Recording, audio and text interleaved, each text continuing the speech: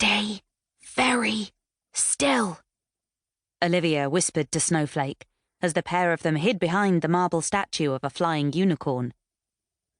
"Should we go now?" asked Snowflake, eagerly.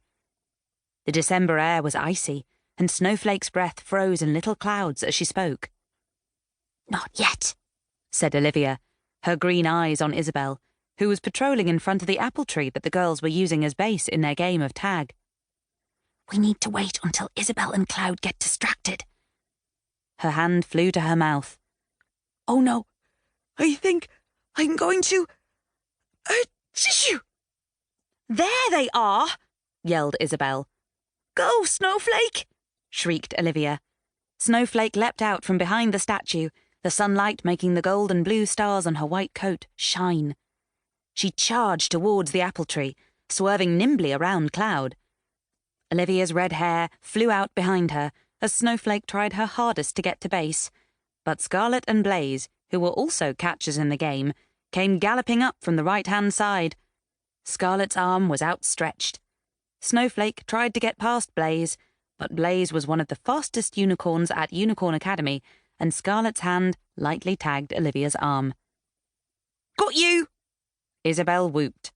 "Way to go, Scarlet!"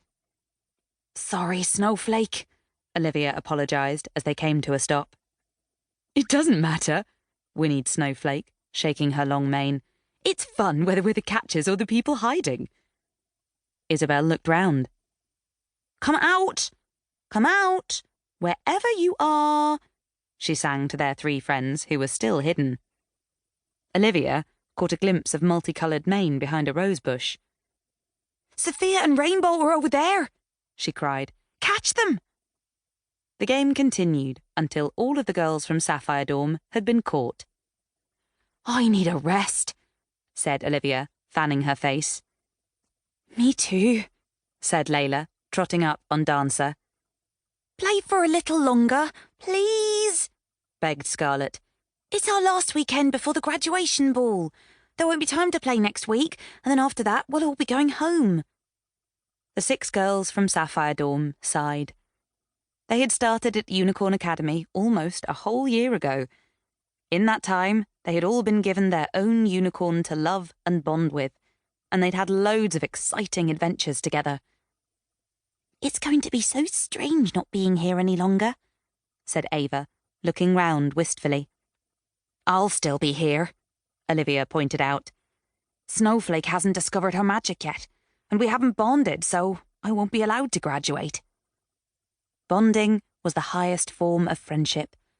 When a person and their unicorn bonded, a strand of the person's hair turned the same colour as the unicorn's mane, showing they were friends for life. From that moment on, it was their duty to help protect Unicorn Island, the beautiful land where they all lived. Olivia's friends all had a colourful streak in their hair. Sophia's was multicoloured like Rainbow's mane, Ava's was purple, Isabel's was silver and blue, Scarlet's was red and gold, and Layla, who had bonded with Dancer most recently, had an indigo, yellow and pink streak. Olivia touched her own red hair, wishing she could have a blue and gold streak to match Snowflake's mane. As if sensing her sadness, Snowflake turned and nuzzled her leg. "We'll bond soon," she told Olivia. "There's time before graduation." "Yes, there's still 10 days, said Sophia. "We'll help you find Snowflake's magic, so we can all graduate together." "We're not leaving you here with horrible Valentina, Delia and Jacinta," said Scarlet. "They haven't bonded with their unicorns yet either." Olivia felt a warm, tingly feeling rush through her. Her friends were the best, and if anyone could help her, they could. "Thanks. But look, it won't be so bad if I don't graduate with all of you. My little sister Matilda is starting in January, so at least I'll know someone." "You are going to graduate," declared Isabel, "and we are all going to meet up regularly. I know we live far away from each other, but we can sleep over at each other's houses. My room is tiny, but it's so warm in my part of the island that we can sleep outside in hammocks." "My room's small too, But Dad lets me sleep in one of the empty greenhouses when I have a sleepover, said Ava, whose parents ran a plant nursery.